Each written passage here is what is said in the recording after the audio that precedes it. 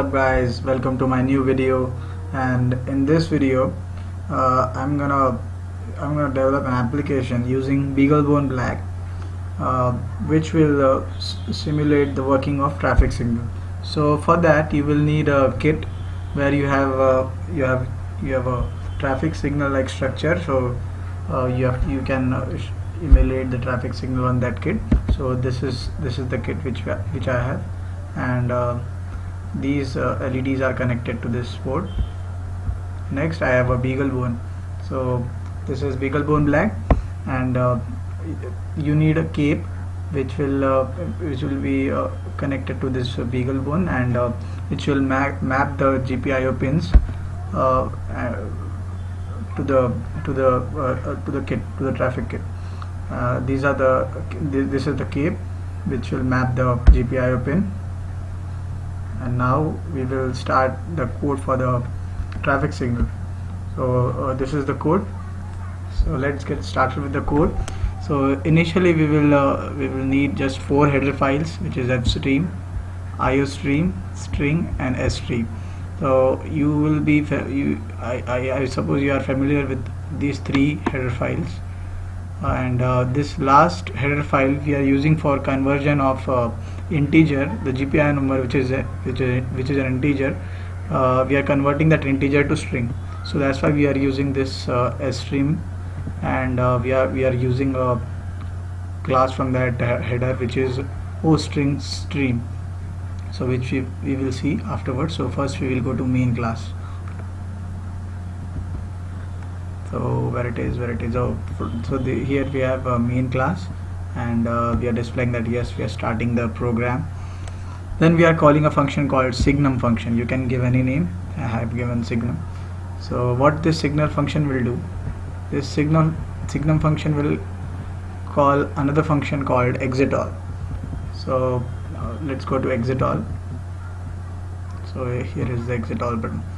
Now what this function will do, suppose you have a BeagleBone, and you have connected that to your kit, and the kit is already being used by someone else. So there is a chance that someone else has used that kit, and some of the LEDs are on that kit. So initially what we are going to do is we are unexporting all those LEDs, and so it will make sure that no LED is on, and then we are ready to use it.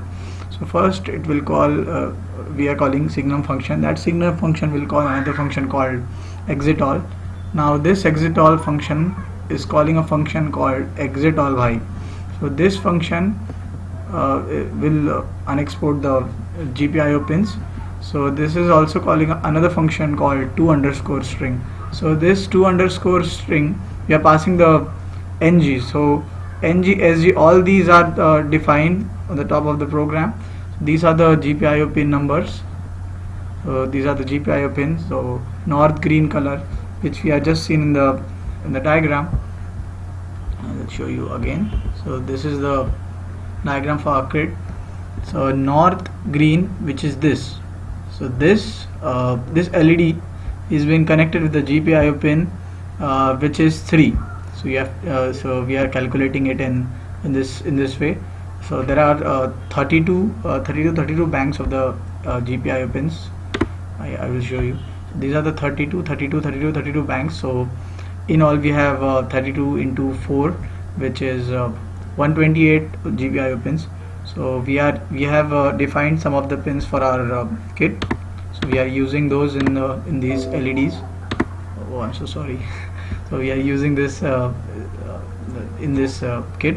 So now we are unexporting all these pins. So we have called a function called exitAllY, and exitAllY is here. It will set the direction for the GPIO pins. Even if it is not there, it is going to set the direction, and then it is setting the value for 0, because you don't know which pin is on. So we are doing it for each and every pin. Then we are unexporting those pins. So it is calling, initially it is calling GPIO set direction. So we will first see what is GPIO set direction. So GPIO set direction is here. So it is taking two arguments. First is the GPIO pin and next is the direction. So before going to this this function, first we will see what is to_string. So here is the to_string function. It is taking an integer value, which is the value for this GPIO pin number. It is creating an object of O string stream, and we are passing this integer value to that object, and it is converting it to a string. It is returning it as a string, so it is returning the integer as a string. Then it is calling the function which is exit all y. Then it is going to exit all y. It is calling a function called GPIO set direction. It is taking two arguments, which is GPIO string, which we have just converted from integer, and next is out. So it is taking this and direction. Then it is creating a file stream, fstream object. Next we have a path. So this path is declared at the top of the program, which is sys class GPIO. So what this will do, this will go to this directory, and in the GPIO there will be a folder called direction. So it is going to access that directory, and then in that we are setting the value as out. So it is setting the value. We are going to that GPIO, then we are passing /GPIO and GPIO number. So it will be like /sys/class/GPIO/GPIO with the pin number, then direction, and finally we are passing the direction. So it is giving the direction as out.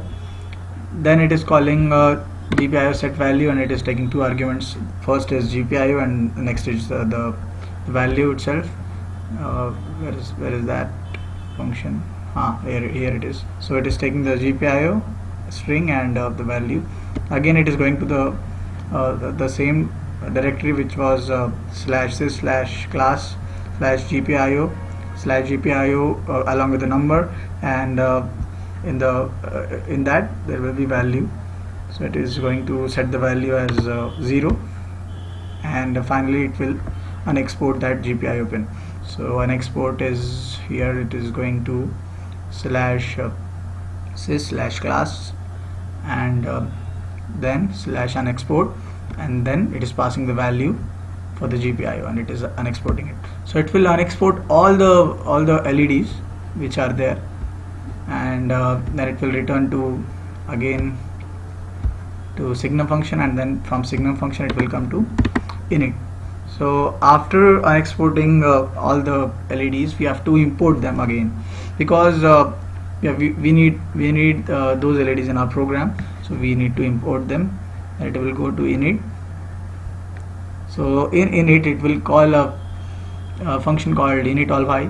So in init all y it will again export all the LEDs. So it is again calling to_string, and it is passing the integer. And let's go to init all y. So in init all y it will take only one argument, which is GPIO. So it will call a function called GPIO export. So let's go to GPIO export. Then again it is doing the same thing which we have seen in unexport. So it is going to that directory, which is /sys/class/export, and then it is passing GPIO pin number, and then it is exporting that pin. Then it is calling GPIO set value. So initially all LEDs will be 0, so it is passing the value as 0. So we have seen this function earlier, so I'm not going to show you again. So then it is an exit all y. It is doing same thing in init all y as well. So where is it? Yes, it is here, init all y. Then it is setting the value, but before that it is setting the direction. So it has set direction as out, and then it is setting value as 0. So after this the function will end, and it will return the control will return to main, and then it will sleep for 2 seconds, and after that there is a for loop. So this procedure will repeat for 12 times, or rather 13 times.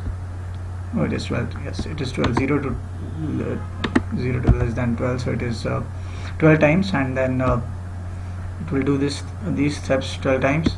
Then it will show north south go. So north south will be green, and east west stop. So east west will be red.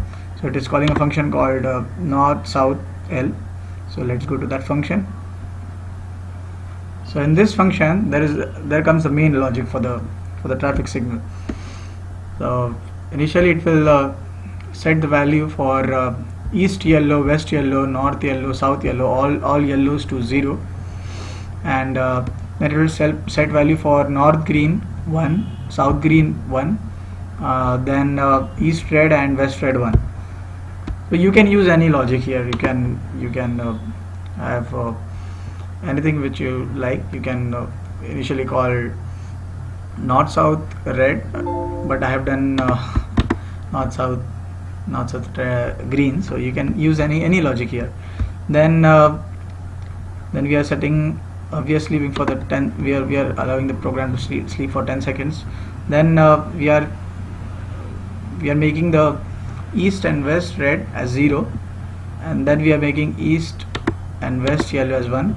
Then again we are making we are disabling the north green and south green, and finally we are setting the value for north and south yellow. So this is basically for the north south, and the same logic for east west as well. So we are going to see that again. So it will sleep for 1 second, and then again it will call a function called east west L. So in this, east west will be green and north south will be red. So similarly, this is the function for east west L. So this logic is same as earlier, so no need to explain that. Next, so it will continue for 12 times, and finally it will call a function called exit all. Now we will see that function. I think we have seen that function earlier. So exit all, yes, we have seen this. It will unexport all the GPIO pins. It will go to exit all by, and it will again set direction out, set value, and it will unexport the GPIO pins. So finally it will display a message like you're done with the stimulation, and it will return 0. So this is how the program works, and I will show you the output for this program. So it is somewhere here. Where is it? Yes. So this is the output for this code. So you can use any IDE for this. So, or else you can directly copy paste that file into your BeagleBone, and you can run it from there using remote desktop protocol. There are many ways of running this program.